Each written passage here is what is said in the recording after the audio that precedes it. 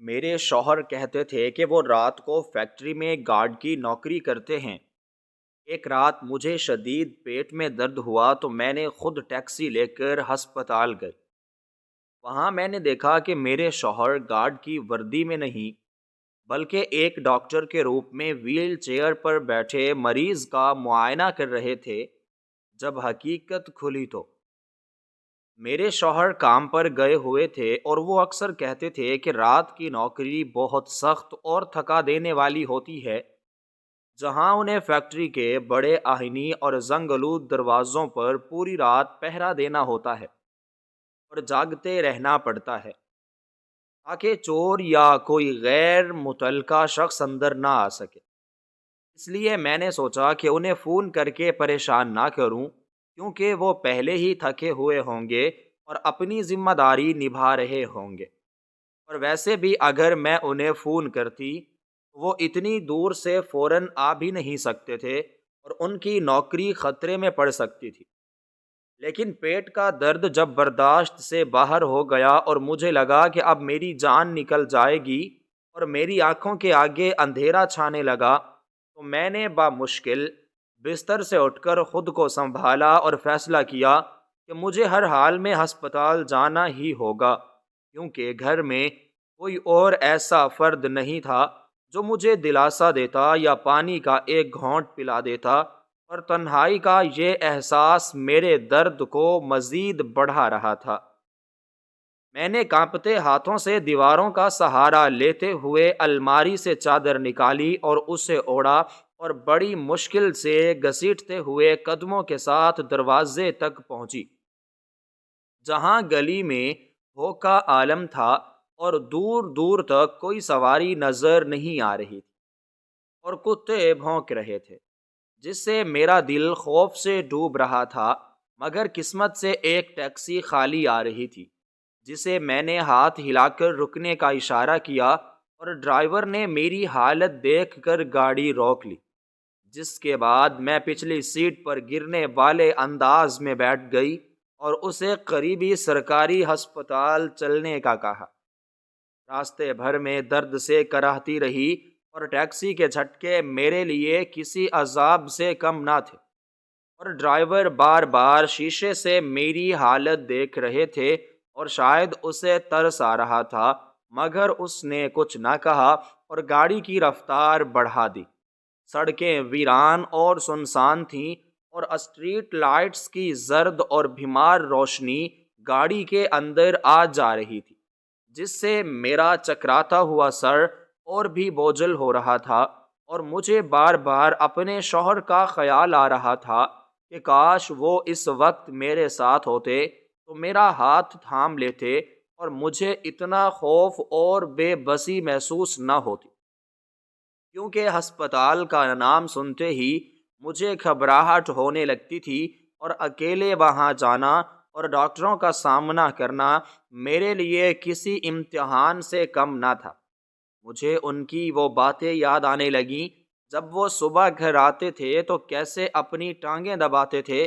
اور کہتے تھے کہ ساری رات کھڑے رہ کر پاؤں سوج گئے ہیں، اور میں ان کے لیے گرم پانی کرتی تھی تاکہ ان کی تھکاوٹ اتر سکے، اور یہی سوچ کر میری آنکھوں میں آنسو آ گئے کہ وہ میرے لیے کتنی محنت کرتے ہیں، اور میں انہیں اپنی تکلیف بتا کر مزید پریشان نہیں کر سکتی۔ جب ٹیکسی ہسپتال کے بڑے اور خوفناک گیٹ پر رکی تو وہاں کا منظر ہی کچھ اور تھا، کیونکہ رات کے اس پہر بھی وہاں لوگوں کا ہجوم تھا اور ایمبولینسوں کے سائرن کی آوازیں دل دہلا رہی تھیں اور ہر طرف بھاگ دوڑ مچی ہوئی تھی۔ میں نے کرایہ ادا کیا اور بامشکل چلتی ہوئی ایمرجنسی کے شعبے کی طرف بڑھی، جہاں قدم رکھتے ہی دوائیوں، خون اور سپرٹ کی مخصوص اور ناگوار بو نے میرا استقبال کیا، جس سے میرا جی متلانے لگا اور چکر آنے لگے۔ وہاں عجیب افراتفری کا عالم تھا، جہاں کوئی اسٹریچر پر لیٹا درد سے چلا رہا تھا تو کوئی اپنے پیارے کی زندگی کے لیے ڈاکٹروں کے آگے ہاتھ جوڑ رہا تھا اور رو رہا تھا، اور نرسیں اور عملہ تیزی سے ادھر ادھر بھاگ رہے تھے اور کسی کے پاس دوسرے کے لیے رکنے یا بات سننے کا وقت نہیں تھا، اور ہر چہرے پر پریشانی اور خوف لکھا تھا۔ میں کسی طرح پوچھتی ہوئی پرچی بنانے والی کھڑکی تک پہنچی۔ وہاں موجود شخص نے میری طرف دیکھے بغیر بیزاری سے میرا نام پوچھا اور ایک پرچی تھما دی اور کہا کہ ڈاکٹر راؤنڈ پر ہیں، انتظار کرو اور اپنی باری کا انتظار کرو۔ میں درد سے دوہری ہو رہی تھی اور وہاں بیٹھنے کی جگہ بھی نہیں تھی، کیونکہ بینچوں پر پہلے ہی مریض اور ان کے لواحقین بیٹھے یا لیٹے ہوئے تھے۔ اس لیے میں ایک کونے میں دیوار سے ٹیک لگا کر کھڑی ہو گئی اور میری آنکھیں کسی مسیحا کو تلاش کرنے لگیں جو میرے درد کا مداوا کر سکے، مگر وہاں تو ہر کوئی اپنی مصیبت میں گرفتار تھا اور مجھے اپنا آپ بہت لاچار اور تنہا محسوس ہونے لگا تھا، اور مجھے شدت سے اپنے شوہر کی کمی محسوس ہوئی۔ میری نظریں بے چینی سے ادھر ادھر بھٹک رہی تھیں اور میں دل ہی دل میں دعائیں مانگ رہی تھی کہ کوئی ڈاکٹر جلدی آ جائے کہ اچانک کوریڈور کے دوسرے سرے پر مجھے ایک جانا پہچانا سایہ اور ہیولا دکھائی دیا، اور میرا دل ایک لمحے کے لیے دھڑکنا بھول گیا اور میری سانسیں جیسے رک سی گئیں، کیونکہ وہ شخص حلیے اور قد کاٹ میں بالکل میرے شوہر جیسا لگ رہا تھا۔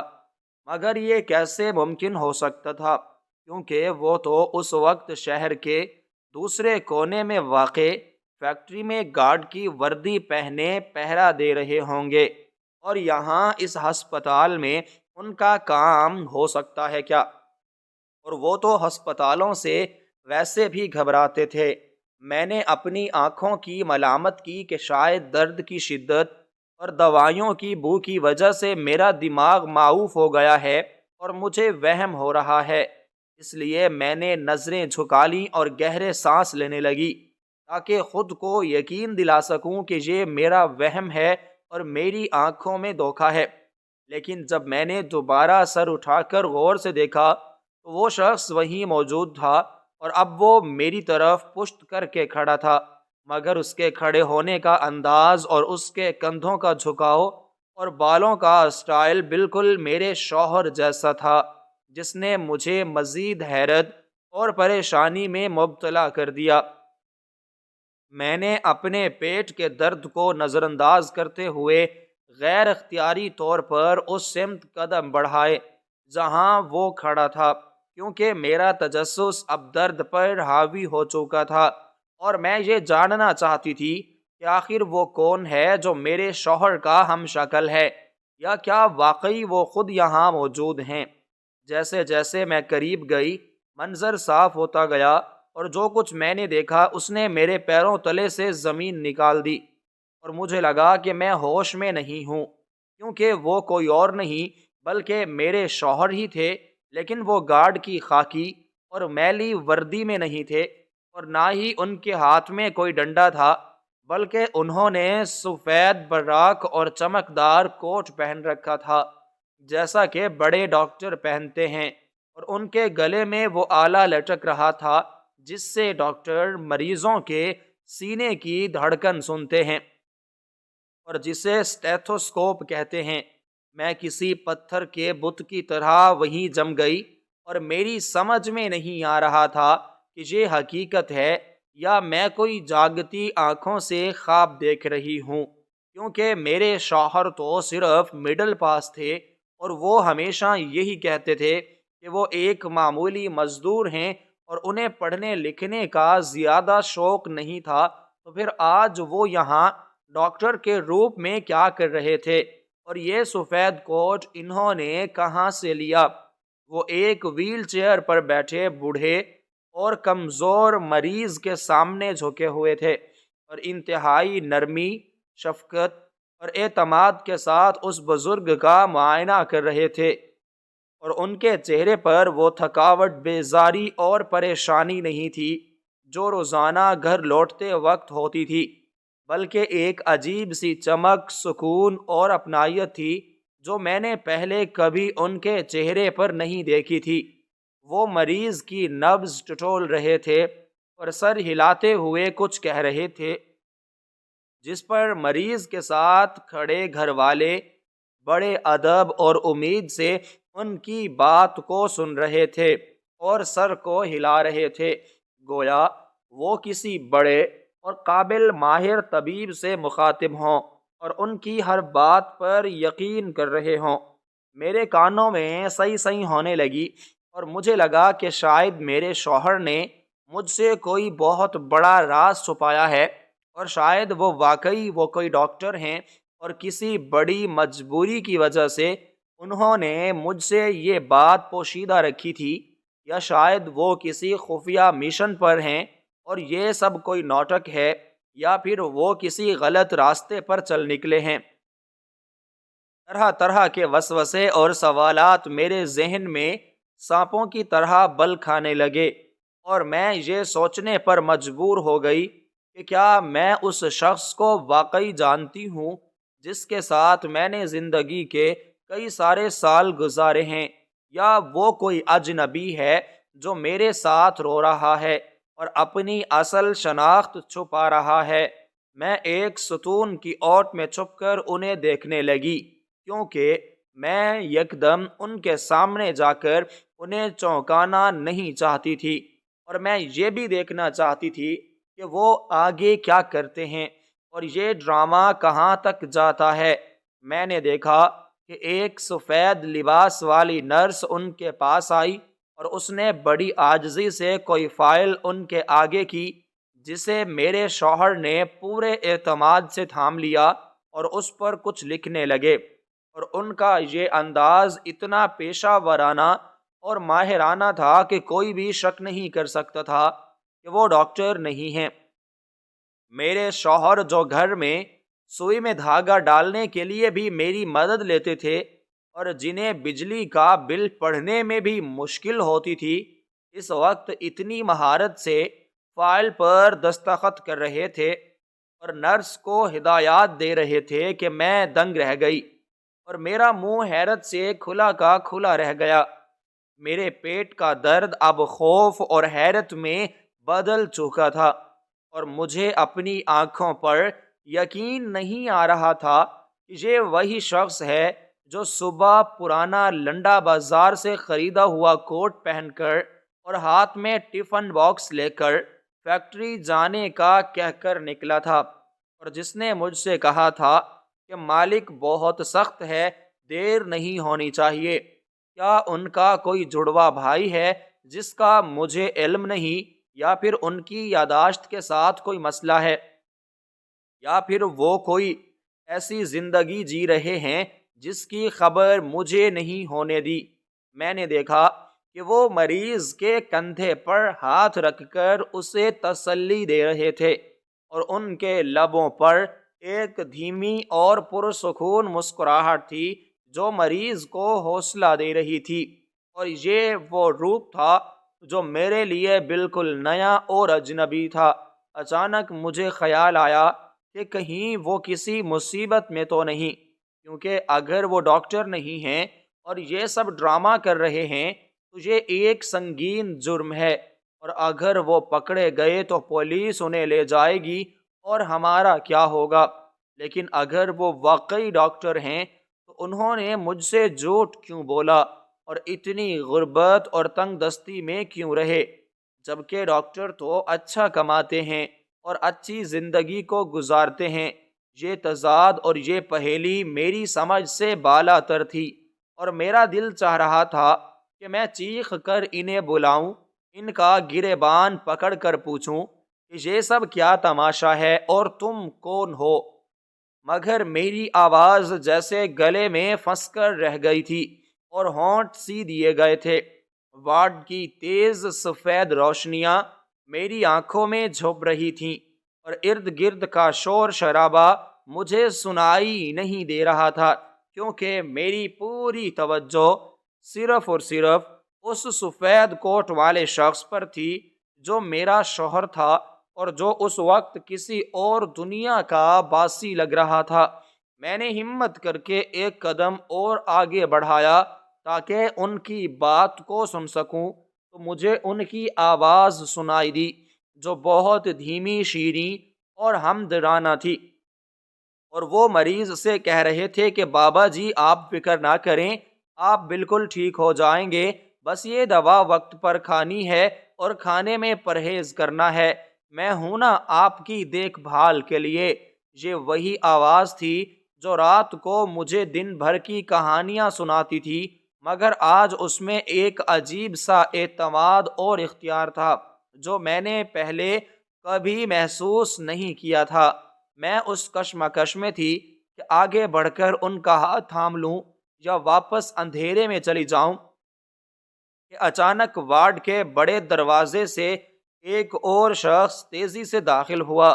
جس نے گلے میں ٹائی اور صاف ستھرا لباس پہن رکھا تھا، اور وہ حلیے سے ہسپتال کا کوئی بڑا افسر یا سینئر ڈاکٹر لگ رہا تھا، اور اس کے پیچھے دو مضبوط جسم والے سیکیورٹی گارڈ بھی تھے، اور ان کے چہروں پر شدید غصہ اور سنجیدگی تھی جس نے مجھے مزید ڈرا دیا۔ میرا دل زور زور سے دھڑکنے لگا کہ اب کیا ہونے والا ہے، کیونکہ میرے شوہر ابھی تک اس بزرگ مریض کے پاس کھڑے تھے اور مسکرا رہے تھے، اور انہیں خبر نہیں تھی کہ ان کے پیچھے کیا طوفان کھڑا ہونے والا ہے۔ میں نے سوچا کہ شاید اب کوئی ایسا انکشاف ہونے والا ہے جو میری زندگی کی بنیادیں ہلا کر رکھ دے گا، اور یہ رات شاید میری زندگی کی سب سے طویل اور بھاری رات ثابت ہونے والی تھی، کیونکہ جس انسان کو میں اپنا محافظ اور سہارا سمجھتی تھی وہ آج ایک ایسی زندہ پہیلی بن چکا تھا جسے بوجھنا میرے لیے ناممکن ہو رہا تھا، اور میرے ذہن میں ہزاروں وسوسے سر اٹھا رہے تھے کہ کیا میں نے ایک دھوکے باز سے شادی کی ہے، یا پھر کوئی ایسی مجبوری ہے جو مجھے نظر نہیں آ رہی۔ اس وقت ہسپتال کے اس سرد اور بے رحم کوریڈور میں کھڑے ہو کر مجھے یوں محسوس ہو رہا تھا جیسے میرے جسم سے جان نکل کر ہوا میں تحلیل ہو رہی ہے، اور میرا وجود محض ایک سایہ بن کر رہ گیا ہے، کیونکہ سامنے جو منظر تھا وہ میری برداشت اور سمجھ سے کہیں بالا تر تھا، اور میرے شوہر جو کچھ دیر پہلے تک میرے لیے ایک سیدھے سادے مزدور اور محافظ تھے، اب ایک ایسی معمہ بن چکے تھے جس کا کوئی سرا میرے ہاتھ نہیں آ رہا تھا، اور وہ جو سفید کوٹ پہنے اتنے وقار اور تمکنت سے اس بزرگ کے مریض کے سر پر ہاتھ پھیر رہے تھے، انہیں اس بات کا ذرہ برابر بھی اندازہ نہیں تھا کہ ان کے پیچھے موت کی طرح خاموشی سے کون آ رہا ہے، اور ان کی یہ عارضی بادشاہت اب کسی طرح مٹی میں ملنے والی ہے۔ وہ سینئر ڈاکٹر نما شخص اور اس کے ساتھ موجود سخت گیر محافظ اب ان کے بالکل قریب پہنچ چکے تھے، اور ان کے قدموں کی بھاری چاپ مجھے اپنے سینے پر ہتھوڑوں کی طرح لگ رہی تھی، مگر میرے شوہر اب بھی اپنی ہی دنیا میں مگن تھے، اور شاید وہ اس لمحے کو جی لینا چاہتے تھے، یا شاید وہ اس کردار میں اتنا کھو چکے تھے کہ انہیں ارد گرد کی خبر ہی نہ رہی تھی، اور میں چاہتی تھی کہ چیخ کر انہیں خبردار کر دوں کہ پیچھے دیکھوں کوئی آ رہا ہے، بھاگ جاؤں یا کچھ کروں، مگر میری آواز میرے حلق میں کانٹوں کی طرح پھنس گئی تھی، اور خوف نے میرے اعصاب کو اس طرح جکڑ لیا تھا کہ میں اپنی جگہ سے ہل بھی نہیں پا رہی تھی۔ میرے ذہن میں ماضی کی فلم چلنے لگی کہ کیسے وہ روز شام کو جب کام پر جاتے تھے تو ان کے چہرے پر ایک عجیب سی تھکن اور بیزاری ہوتی تھی، اور وہ کہتے تھے کہ فیکٹری کا مالک بہت سخت ہے اور ذرا سی دیر پر تنخواہ کاٹ لیتا ہے، اور میں انہیں تسلیاں دیتی تھی اور ان کے لیے دعا کرتی تھی، مگر اب یہاں یہ سب دیکھ کر مجھے لگ رہا تھا کہ وہ ساری باتیں، وہ سارے شکوے اور وہ ساری تھکن شاید جھوٹ کا ایک پلندہ تھیں، یا شاید یہ سب میری نظر کا دھوکہ ہے جو مجھے دیوانہ بنا رہا ہے۔ اچانک وہ سینئر شخص میرے شوہر کے عین سر پر جا پہنچا اور اس نے بنا کچھ کہے اپنا بھاری ہاتھ میرے شوہر کے کندھے پر رکھ دیا، اور یہ منظر دیکھ کر میری سانسیں رک گئیں اور مجھے لگا کہ اب زمین پھٹے گی اور ہم سب اس میں سما جائیں گے۔ میرے شوہر جو اس وقت مریض کو مسکرا کر دوا سمجھا رہے تھے، اس اچانک لم سے یوں چونکے جیسے کسی نے انہیں جلتے ہوئے کوئلے سے داغ دیا ہو، اور ان کے چہرے کا رنگ جو کچھ لمحے پہلے تک گلاب کی طرح کھلا ہوا تھا، یکدم راکھ کی طرح سفید پڑ گیا، اور ان کے ہاتھ سے وہ فائل چھوٹ کر زمین پر گر گئی، جس کی آواز اس ہنگامے میں بھی مجھے بم دھماکے جیسی لگی۔ انہوں نے ڈرتے ڈرتے مڑ کر پیچھے دیکھا، اور جیسے ہی ان کی نظر اس سینئر آفیسر پر پڑی، ان کی آنکھوں میں جو خوف اور دہشت ابھری وہ میں تام دم تک نہیں بھول سکتی تھی۔ یہ کسی عام ڈر کا اظہار نہیں تھا، بلکہ یہ اس جرم کا ڈر تھا جسے عین موقع واردات پر رنگے ہاتھوں پکڑ لیا گیا ہو اور جس کے پاس اب بھاگنے کا کوئی راستہ نہ بچا ہو۔ میرے شوہر فوراً اپنی ویل چیئر سے کھڑے ہو گئے اور ان کا پورا جسم کانپنے لگا، اور وہ جو ابھی چند لمحے پہلے تک ایک مسیحا کے روپ میں سب کو ہدایات دے رہے تھے، اب ایک دم سے سکڑ کر اتنے چھوٹے ہو گئے کہ مجھے ان پر ترس آنے لگا۔ وہ سینئر شخص غصے سے کچھ بول رہا تھا، مگر فاصلہ ہونے اور ہسپتال کے شور کی وجہ سے مجھے ان کے الفاظ صاف سنائی نہیں دے رہے تھے، مگر ان کا لہجہ انتہائی سخت اور توہین آمیز تھا، اور وہ بار بار انگلی اٹھا کر میرے شوہر کو ڈانٹ رہے تھے، اور میرے شوہر سر جھکائے مجرموں کی طرح کھڑے تھے، اور انہوں نے اپنے دونوں ہاتھ جوڑ رکھے تھے جیسے وہ معافی مانگ رہے ہوں، اور ان کی باڈی لینگویج سے صاف ظاہر تھا کہ وہ اس وقت شدید دباؤ اور ذلت محسوس کر رہے ہیں۔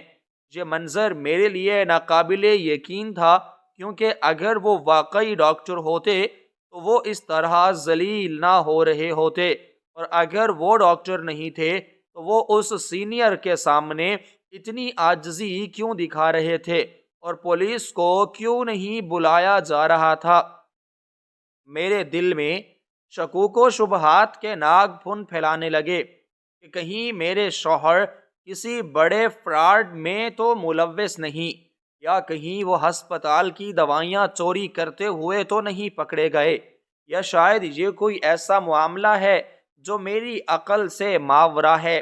میں نے دیکھا کہ وہ سینئر شخص اچانک آگے بڑھا، اور اس نے میرے شوہر کے گلے میں لٹکا ہوا وہ آلہ جسے اسٹیتھوسکوپ کہتے ہیں اسے بے دردی سے کھینچ لیا، اور میرے شوہر نے کوئی مزاحمت نہیں کی، بلکہ انہوں نے سر مزید جھکا لیا، اور ان کی آنکھوں سے شاید آنسو گر رہے تھے جو مجھے دور سے چمکتے ہوئے دکھائی دیے۔ پھر اس شخص نے میرے شوہر کے سفید کوٹ کے کالر کو ہاتھ لگایا اور شاید اسے اتارنے کا حکم دیا، اور میرے شوہر نے لرزتے ہوئے ہاتھوں سے وہ سفید کوٹ جو ان کی عزت اور وقار کا نشان لگ رہا تھا اسے اتارنا شروع کر دیا، اور جیسے جیسے وہ کوٹ اتر رہا تھا مجھے لگ رہا تھا کہ ان کی کھال ادھیڑی جا رہی ہے اور ان کا بھرم چکنا چور ہو رہا ہے۔ کوٹ کے اترتے ہی ان کے نیچے پہنے ہوئے کپڑے نمایاں ہو گئے، جو وہی پرانے اور گھسے ہوئے کپڑے تھے جو وہ گھر میں پہنتے تھے، اور یہ تضاد دیکھ کر میرا کلیجہ منہ کو آ گیا۔ وہ سفید کوٹ جو ابھی تک ان کی شخصیت کو چار چاند لگا رہا تھا، اب وہ سینئر شخص کے ہاتھ میں ایک بے جان کپڑے کا ٹکڑا بن چکا تھا، اور میرے شوہر اب دوبارہ وہی عام سے ڈرے سہمے انسان لگ رہے تھے جو مجھ سے نظریں چراتے تھے۔ ارد گرد موجود مریض اور نرسیں یہ تماشا دیکھ رہے تھے، اور کچھ لوگ آپس میں سرگوشیاں کر رہے تھے اور کچھ ہنس رہے تھے، اور مجھے ایسا لگ رہا تھا کہ وہ سب میرے شوہر پر نہیں بلکہ مجھ پر ہنس رہے ہیں اور میری عزت نیلام ہو رہی ہے۔ میں چاہتی تھی کہ دوڑ کر ان کے پاس جاؤں اور اس سینئر شخص کا ہاتھ پکڑ کر روکوں کہ خبردار، میرے شوہر کے ساتھ ایسا سلوک مت کرو، مگر میرے قدم منو وزنی ہو چکے تھے اور میرے پیٹ کا درد جو کچھ دیر کے لیے تھم گیا تھا اب دوبارہ پوری شدت سے لوٹ آیا تھا اور مجھے چکر آ رہے تھے۔ میرے ذہن میں سوالوں کی یلغار تھی کہ آخر ماجرا کیا ہے، یہ شخص کون ہے اور میرے شوہر اس کے سامنے اتنے بے بس کیوں ہیں، اور وہ فیکٹری کی نوکری کا کیا ہوا جس کے گن وہ گاتے نہیں تھکتے تھے؟ کیا وہ روزانہ یہاں آ کر یہی ناٹک کرتے ہیں، اور اگر ہاں تو کیوں، اور اس ناٹک کا انجام کیا ہے؟ میں نے دیکھا کہ وہ سینئر شخص اب بھی غصے میں تھا اور وہ ہاتھ کے اشارے سے میرے شوہر کو باہر جانے کا یا کسی طرف جانے کا کہہ رہا تھا، اور میرے شوہر نے اپنی آنکھوں کو رگڑتے ہوئے اسبات میں سر ہلایا اور مڑ کر چلنے لگے، مگر ان کی چال میں اب وہ اعتماد نہیں تھا، بلکہ وہ لڑکھڑا رہے تھے اور ان کے کندھے جھکے ہوئے تھے جیسے ان پر دنیا جہان کا بوجھ لاد دیا گیا ہو۔ وہ اسی طرف آ رہے تھے جہاں میں چھپی کھڑی تھی، مگر ان کی نظریں زمین پر تھیں اور وہ اپنے آنسو چھپانے کی کوشش کر رہے تھے، اور میں سہم کر مزید اندھیرے میں ہو گئی، کیونکہ میں نہیں چاہتی تھی کہ وہ مجھے اس حالت میں دیکھیں اور انہیں مزید شرمندگی ہو کہ ان کی بیوی نے ان کی یہ ذلت دیکھ لی ہے۔ جیسے ہی وہ میرے قریب سے گزرے، میں نے ان کی سسکیوں کی آواز سنی جو میرے دل کو چیرتی ہوئی گزر گئیں، اور میرا دل چاہا کہ میں بھی وہیں بیٹھ کر دھاڑیں مار کر روؤں۔ وہ شخص جس نے مجھ سے وعدہ کیا تھا کہ وہ مجھے ہمیشہ خوش رکھے گا اور میری حفاظت کرے گا، آج خود اتنا غیر محفوظ اور ٹوٹا ہوا لگ رہا تھا کہ مجھے اس پر پیار کے ساتھ ساتھ شدید غصہ بھی آ رہا تھا کہ اس نے مجھ سے یہ سب کیوں چھپایا۔ میں نے دیکھا کہ وہ ایمرجنسی وارڈ سے نکل کر کوریڈور کے اندھیرے حصے کی طرف بڑھ گئے جہاں عام لوگوں کا جانا منع تھا، اور وہ سینئر شخص بھی انہیں حقارت بھری نظروں سے دیکھتا ہوا واپس اپنے کمرے کی طرف مڑ گیا۔ اب میں اکیلی تنہا کھڑی تھی اور میرے ارد گرد مریضوں کا کافی شور تھا، مگر میرے کانوں میں صرف اپنے شوہر کی وہ سسکیاں گونج رہی تھیں۔ کیا میں ان کے پیچھے جاؤں یا چپ چاپ گھر واپس چلی جاؤں اور ظاہر کروں کہ میں نے کچھ بھی نہیں دیکھا؟ مگر یہ ناممکن تھا، کیونکہ اب جو گرہ میرے ذہن میں لگ چکی تھی وہ بنا کھولے مجھے چین نہیں لینے دیتی۔ میرے اندر کی عورت اور بیوی دونوں کشمکش میں تھیں کہ کیا میرا شوہر مجرم ہے یا مظلوم، کیا وہ ذہنی مریض ہے یا حالات کا مارا۔ ان کے چہرے پر جو معصومیت اور درد میں نے کوٹ اترتے وقت دیکھا تھا وہ کسی چالاک مجرم کا نہیں ہو سکتا تھا، تو پھر حقیقت کیا ہے؟ یہ سوال مجھے اندر ہی اندر کھائے جا رہا تھا۔ ہسپتال کی گھٹن زدہ فضا میں مجھے اپنا دم گھٹتا ہوا محسوس ہوا، اور میں نے فیصلہ کیا کہ اب مجھے سچ جاننا ہی ہوگا، چاہے وہ کتنا ہی تلخ کیوں نہ ہو، کیونکہ اس ادھوری حقیقت کے ساتھ جینا اب میرے لیے ممکن نہیں رہا تھا۔ میں نے ہمت متجمع کی اور اپنے درد کو دباتے ہوئے اسی سمت قدم بڑھائے جدھر میرے شوہر گئے تھے۔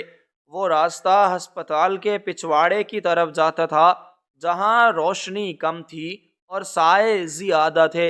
اور میرا دل ہر قدم پر زور سے دھڑک رہا تھا کہ نہ جانے وہاں کیا منظر میرا منتظر ہوگا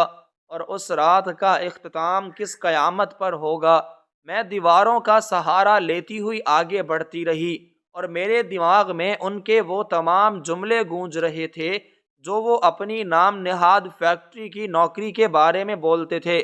اور ہر جملہ اب مجھے ایک نیا دھوکہ لگ رہا تھا، مگر پھر بھی میرے دل کے کسی گوشے میں امید کی ایک مدھم سی شمع جل رہی تھی کہ شاید کوئی معقول وجہ ہو، شاید کوئی ایسی مجبوری ہو جس نے انہیں یہ سب کرنے پر مجبور کیا، مگر عقل بار بار کہہ رہی تھی کہ ڈاکٹر کا روپ دھارنا کوئی چھوٹی بات نہیں، یہ ایک جرم ہے اور اس کی سزا بہت خوفناک ہو سکتی ہے۔ انہی سوچوں میں گم میں ایک نیم تاریک گلی میں پہنچی جہاں پارکنگ کا ایریا تھا، اور وہاں کچھ پرانی ایمبولینسیں کھڑی تھیں، اور وہیں کونے میں ایک شخص زمین پر بیٹھا سر گھٹنوں میں دیے رو رہا تھا، اور وہ کوئی اور نہیں میرے شوہر تھے، اور ان کے رونے کا انداز اتنا دل گداز تھا کہ میرا سارا غصہ پگھلنے لگا، صرف ہمدردی اور تجسس باقی رہ گیا۔ میں وہیں رک گئی اور انہیں دیکھنے لگی کہ وہ اکیلے میں کیا کرتے ہیں اور کیا بڑبڑاتے ہیں، کیونکہ اکثر انسان تنہائی میں اپنا سچ اگل دیتا ہے۔ وہ بار بار اپنے ہاتھوں کو دیکھ رہے تھے جیسے ان میں کوئی چیز تلاش کر رہے ہوں، اور پھر انہوں نے آسمان کی طرف منہ اٹھایا اور کچھ کہا جو میں سن نہ سکی، مگر ان کے لہجے میں شکوہ اور فریاد تھی۔ یہ منظر اتنا پر اسرار اور دردناک تھا کہ میری آنکھوں سے بھی آنسو جاری ہو گئے، اور میں تذبذب کا شکار ہو گئی کہ آگے بڑھوں یا نہیں، کیونکہ اب راز کھلنے کا وقت بہت قریب تھا، مگر اس راز کی ہیبت مجھے آگے بڑھنے سے روک رہی تھی، اور میں خوف اور امید کے درمیان لٹک رہی تھی کہ اگلے چند لمحوں میں میری زندگی کا رخ کیا ہونے والا ہے، اور میرا شوہر میرے سامنے کس روپ میں آنے والا ہے، اس نیم تاریک اور ویران احاطے میں جہاں صرف چند پرانی گاڑیاں اور ایمبولینسیں کھڑی تھیں۔ ہوا میں ایک عجیب سی اداسی اور خنقی رچی ہوئی تھی جو میرے وجود میں سرایت کرتی جا رہی تھی، اور میرے سامنے زمین پر بیٹھا وہ شخص جو میرا شوہر تھا، اس وقت دنیا کا سب سے تنہا اور شکستہ انسان لگ رہا تھا، جس کے کندھوں پر نہ صرف جھوٹ کا بوجھ تھا بلکہ کسی ایسے گہرے دکھ کا سایہ بھی تھا جسے وہ برسوں سے اپنے سینے میں چھپائے پھر رہا تھا، اور اس کے گرد پھیلی ہوئی خاموشی اتنی گہری تھی کہ مجھے اپنی سانسوں کی آواز بھی سنائی دے رہی تھی، اور میں جو کچھ لمحے پہلے تک غصے اور حیرت کی آگ میں جل رہی تھی، اب اس کے اس کربناک اور ٹوٹے ہوئے روپ کو دیکھ کر موم کی طرح پگھلنے لگی تھی، کیونکہ یہ وہ شخص تھا جس نے کبھی اونچی آواز میں مجھ سے بات نہیں کی تھی، اور جس نے ہمیشہ میری چھوٹی چھوٹی خواہشوں کو اپنی ضرورتوں پر ترجیح دی تھی، اور خود بھوکا رہ کر مجھے کھلایا تھا، تو پھر آج اسے اس حال میں دیکھ کر میں کیسے پتھر بن سکتی تھی؟ لیکن سچ جاننے کی تڑپ مجھے بے چین کیے ہوئے تھی، اور میرے دل میں ہزاروں سوال مچل رہے تھے کہ آخر اس نے ایسا کیوں کیا۔ اس لیے میں نے اپنے لرزتے ہوئے قدموں کو جنبش دی اور آہستہ آہستہ اس کے قریب پہنچی جہاں وہ گھٹنوں میں سر دیے سسک رہا تھا، اور شاید اسے میری موجودگی کا احساس نہیں ہوا تھا، کیونکہ وہ اپنے ہی غم کے سمندر میں غرق تھا۔ اور جب میں نے کانپتے ہوئے ہاتھ سے اس کے کندھے کو چھوا تو وہ ایسے چونکا جیسے کسی نے اسے گہری نیند سے جگا دیا ہو، اور اس نے گھبرا کر سر اٹھایا تو اس کی آنکھوں میں تیرتے ہوئے آنسو اور چہرے پر پھیلی ہوئی وحشت اور شرمندگی دیکھ کر میرا دل کٹ کر رہ گیا، اور وہ مجھے وہاں دیکھ کر ہکا بکا رہ گیا، اور اس کے لبوں سے بے اختیار نکلا کہ تم یہاں کیسے؟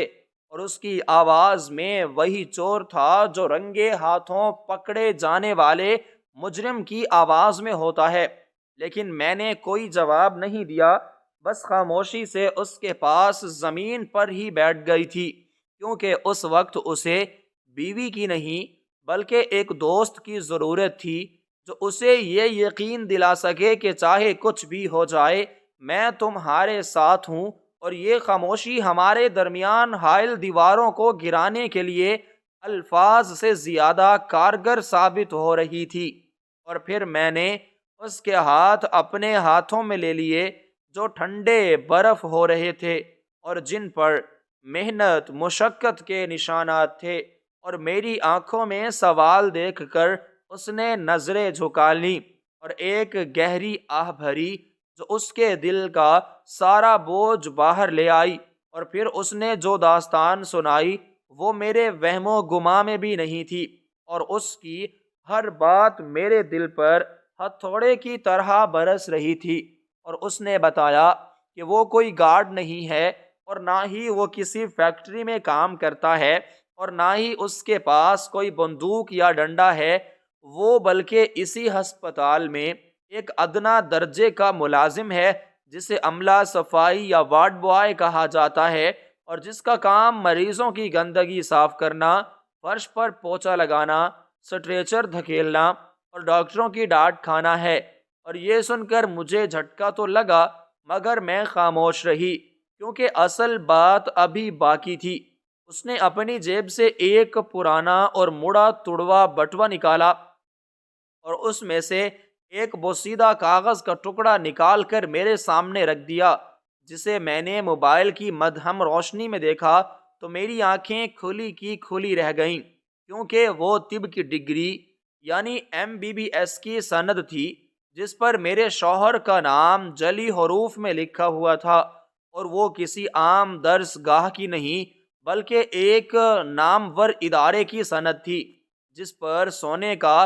تمغہ بھی بنا ہوا تھا۔ تو پھر یہ سب کیا تماشا تھا؟ میں نے حیرت سے اس کی طرف دیکھا تو اس نے بتایا کہ وہ اپنے گاؤں کا سب سے ذہین طالب علم تھا، اور اس نے بچپن سے ڈاکٹر بننے کا خواب دیکھا تھا تاکہ دکھی انسانیت کی خدمت کر سکے، اور اس نے دن رات محنت کر کے یہ سند حاصل کی تھی اور اپنے بوڑھے ماں باپ کا پیٹ کاٹ کر فیسیں بھاری تھیں۔ مگر جب وہ اس بڑے شہر میں آیا تو یہاں کے بے رحم نظام نے اس کے خوابوں کو چکنا چور کر دیا، کیونکہ یہاں پریکٹس کرنے کے لیے اسے جس لائسنس اور امتحانات کی ضرورت تھی اس کے لیے لاکھوں روپے اور سفارش درکار تھی جو اس کے پاس نہیں تھی، اور گھر کے حالات ایسے تھے کہ اسے فوراً کمائی کی ضرورت تھی تاکہ بوڑھے ماں باپ اور بہن بھائیوں کا پیٹ پال سکے، اور نوکری کی تلاش میں اس نے ایڑیاں رگڑیں اور ہر ہسپتال کے دروازے پر دستک دی، مگر کسی نے اسے ڈاکٹر کی نوکری نہیں دی، کیونکہ اس کے پاس سفارش نہیں تھی اور تجربہ نہیں تھا۔ اور بھوک جب انسان کے دروازے پر دستک دیتی ہے تو انسان اپنے خوابوں کا سودا کر لیتا ہے، اور پیٹ کی آگ انسان کو بہت کچھ کرنے پر مجبور کر دیتی ہے۔ اس لیے اس نے مجبور ہو کر اسی ہسپتال میں خاک روب اور وارڈ بوائے کی نوکری کر لی تاکہ کم از کم وہ ہسپتال کی فضا میں سانس لے سکے اور دوائیوں کی خوشبو سے اپنا تعلق جوڑے رکھ سکے۔ اور وہ روزانہ ڈاکٹروں کو دیکھتا تھا کہ کیسے علاج کرتے ہیں، اور کئی بار اسے لگتا تھا کہ وہ ان سے بہتر تشخیص کر سکتا ہے، مگر اسے بولنے کی اجازت نہیں تھی، اور وہ خاموشی سے فرش پر پوچا لگاتا رہتا تھا اور اپنی ڈگری کو اپنی جیب میں چھپا کر اپنے آنسو پیتا رہتا تھا۔ اور اس نے مجھ سے اور گھر والوں سے گارڈ کا جھوٹ اس لیے بولا کیونکہ اسے شرم آتی تھی کہ وہ ایک ڈاکٹر ہو کر گندگی صاف کرتا ہے، اور ہماری نظروں میں اپنا وقار کھونا نہیں چاہتا تھا، اور وہ چاہتا تھا کہ میں اسے ایک محافظ سمجھوں نہ کہ ایک صفائی کرنے والا۔ اور یہ سن کر میری آنکھوں سے آنسو جاری ہو گئے کہ اس شخص نے ہماری عزت کی خاطر اپنی انا کی قربانی دی اور اتنی بڑی اذیت اکیلے برداشت کی۔ اور پھر اس نے بتایا کہ آج رات جب اس نے اس بوڑھے مریض کو دیکھا تو اسے اندازہ ہو گیا تھا کہ نئے ڈاکٹر اس کی بیماری کو نہیں سمجھ پا رہے اور غلط دوا دے رہے ہیں جس سے اس کی جان بھی جا سکتی تھی، کیونکہ اس مریض کی سانس کی نالی بند ہو رہی تھی اور ڈاکٹر اسے معدے کا درد سمجھ رہے تھے تو اس سے رہا نہیں گیا، اور جب وارڈ میں کوئی نہیں تھا تو اس نے موقع پا کر ڈاکٹر کا کوٹ پہن لیا جو وہیں ہینگر پر لٹکا ہوا تھا،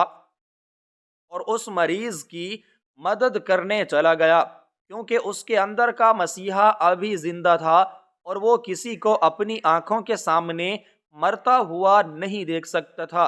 اور وہ کوٹ پہن کر اسے چند لمحوں کے لیے ایسا محسوس ہوا کہ وہ واپس اپنی اصل زندگی میں آ گیا ہے، اور وہ وہی قابل ڈاکٹر ہے جو وہ بننا چاہتا تھا، مگر بدقسمتی سے وہ پکڑا گیا اور اسے ذلت کا سامنا کرنا پڑا، اور اب شاید اس کی یہ معمولی نوکری بھی ختم ہو جائے گی اور ہم سڑک پر آ جائیں گے۔ یہ کہتے ہوئے وہ بچوں کی طرح رونے لگا اور اپنے آپ کو کوسنے لگا کہ میں ایک ناکام انسان ہوں اور میں نے تم سب کو دھوکہ دیا، مجھے معاف کر دو، میں تمہارے قابل نہیں ہوں۔ اس کی باتیں سن کر میرے دل میں اس کے لیے محبت اور عزت کا ایسا جذبہ بیدار ہوا جو پہلے کبھی نہیں تھا، کیونکہ وہ میری نظر میں اب صرف ایک شوہر نہیں بلکہ ایک عظیم انسان تھا جس نے حالات سے شکست تو کھائی تھی مگر اپنے ضمیر کو نہیں بیچا تھا، اور نہ ہی اس نے چوری یا ڈکیتی کی تھی بلکہ اپنی محنت کی کمائی سے ہمیں کھلایا تھا۔ مجھے یاد آیا کہ کیسے وہ روز گھر آ کر اپنے ہاتھوں کو بار بار دھوتا تھا، شاید وہ ہسپتال کی بو اپنے جسم سے مٹانا چاہتا تھا، اور میں بے وقوف سمجھتی تھی کہ وہ صفائی پسند ہے۔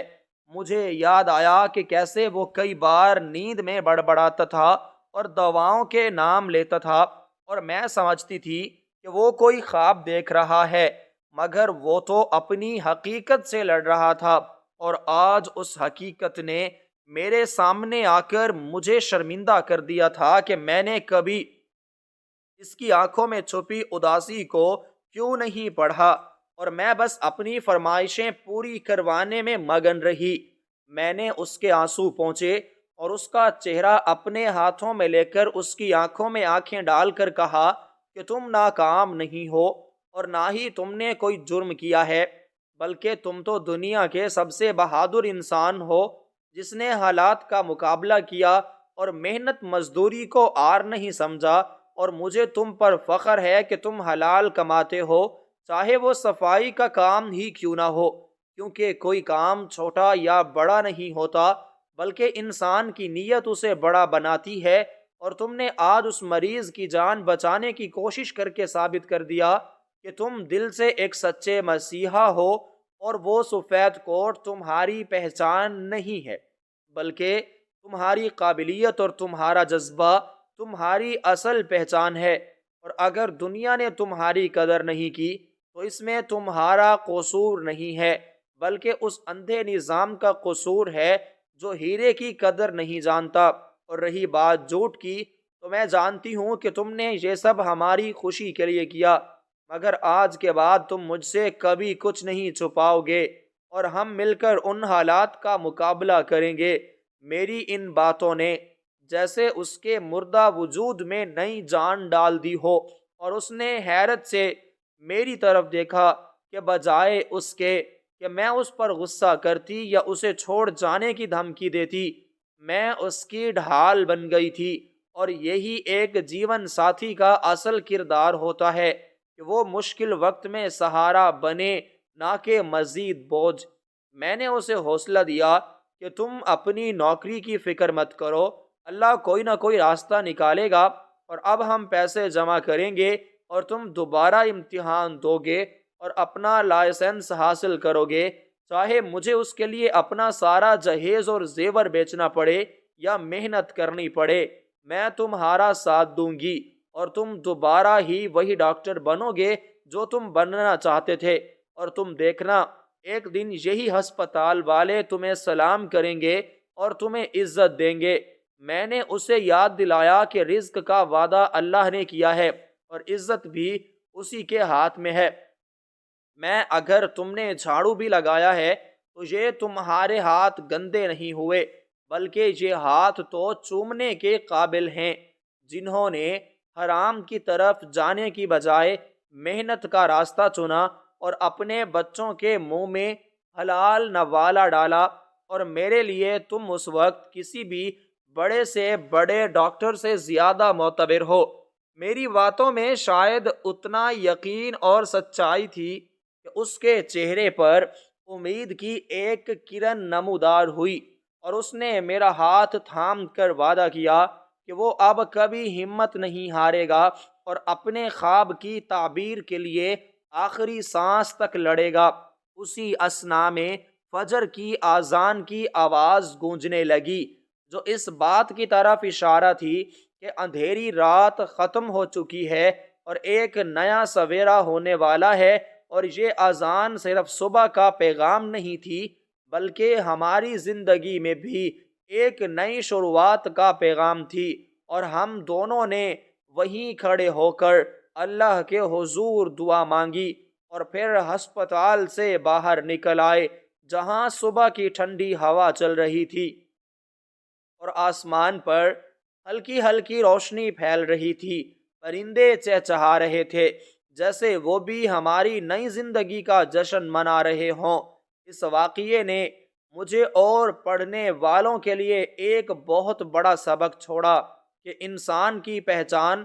اس کے لباس یا اس کے عہدے سے نہیں ہوتی، بلکہ اس کے کردار اور اس کی نیت سے ہوتی ہے۔ اور رزق حلال کمانے کے لیے کوئی بھی کام کرنا پڑے تو اس میں شرم محسوس نہیں کرنی چاہیے، کیونکہ محنت میں عظمت ہے۔ اور دوسری اہم بات یہ کہ میاں بیوی کا رشتہ اعتماد اور ایک دوسرے کے دکھ سکھ بانٹنے کا نام ہے، اور اگر بیوی اپنے شوہر کے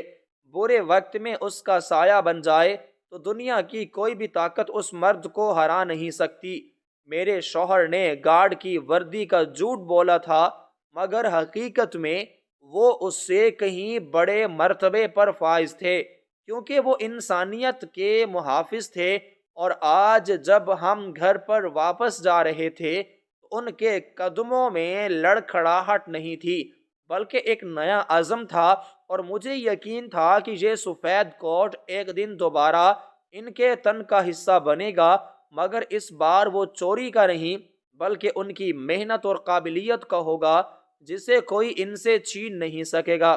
زندگی نشیب و فراز کا نام ہے، اور کبھی کبھی ہمیں اپنی اصل منزل پانے کے لیے کانٹوں بھرے راستے سے بھی گزرنا پڑتا ہے، مگر جو لوگ ہمت نہیں ہارتے اور اپنی سچائی پر قائم رہتے ہیں، کامیابی آخر کار انہی کے قدم چومتی ہے۔ اور یہی اس کہانی کا نچوڑ تھا کہ حالات چاہے کتنے ہی سنگین کیوں نہ ہوں، امید کا دامن نہیں چھوڑنا چاہیے اور اپنے پیاروں پر بھروسہ کرنا چاہیے، کیونکہ سچی محبت اور سچی لگن ہی انسان کو اندھیروں سے نکال کر روشنی میں لاتی ہے۔ میرے شوہر کا راز کھل چکا تھا، مگر اس راز نے ہماری محبت کو کمزور کرنے کی بجائے مزید مضبوط کر دیا تھا، اور اب ہم ایک نئے سفر کا آغاز کرنے والے تھے، جہاں کوئی جھوٹ، کوئی پردہ نہیں ہوگا، بلکہ صرف سچ اور محنت ہوگی۔ راستہ کٹھن ضرور تھا، مگر اب ہم اکیلے نہیں تھے، اور یہی احساس سب سے بڑی طاقت تھی۔ گھر پہنچ کر جب میں نے ان کے لیے چائے بنائی تو انہوں نے مسکرا کر میرا شکریہ ادا کیا، اور وہ مسکراہٹ بالکل ویسی ہی تھی جیسی اس مریض کے سامنے تھی، پرسکون اور بااعتماد۔ اور مجھے لگا کہ میرا ڈاکٹر شوہر واپس آ گیا ہے، اور بہت جلد دنیا بھی اسے اسی روپ میں دیکھے گی۔